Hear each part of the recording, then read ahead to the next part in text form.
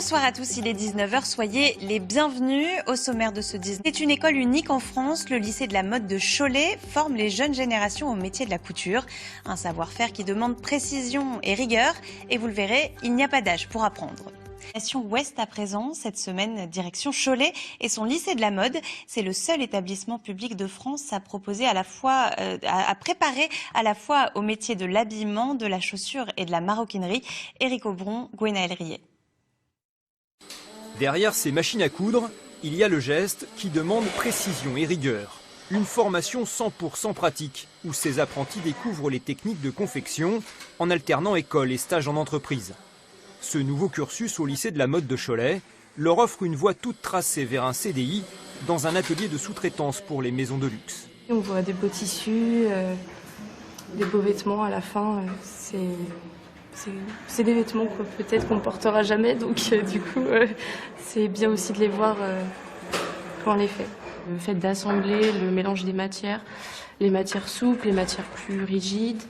C'est vraiment intéressant de travailler plusieurs types de matières en un an. Le Made in France et le prêt-à-porter ont retrouvé des couleurs ces dernières années. Après avoir été délaissé sous l'effet des délocalisations, la fabrication est de nouveau prisée par les marques de luxe qui réinvestissent dans des usines et dans le savoir-faire choletais.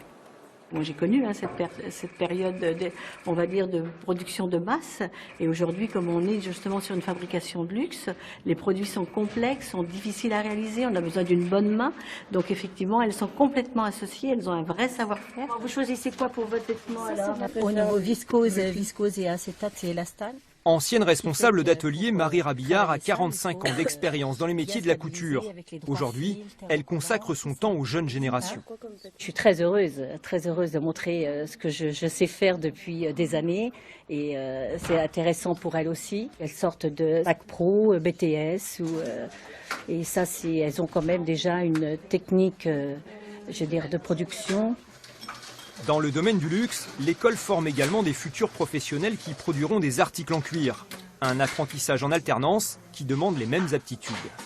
Avoir beaucoup de rigueur dans le travail, être précieux, avoir aussi les valeurs du bien faire, avec les bons gestes. Donc beaucoup d'observation, beaucoup de concentration, aimer les belles choses.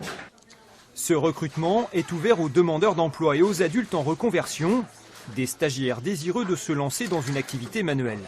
Je couds déjà des petites choses à la main, des petits porte-monnaies, des étuis d'iPhone, mais j'ai appris toute seule, donc j'avais vraiment besoin de retourner à l'école en fait, à mon âge, voilà. Pour évoluer avec son temps, cet établissement public a développé un laboratoire dédié aux innovations, ouvert aux élèves, mais aussi aux professionnels et au public. On y teste toutes sortes de technologies utilisées pour la sérigraphie ou l'assemblage de tissus.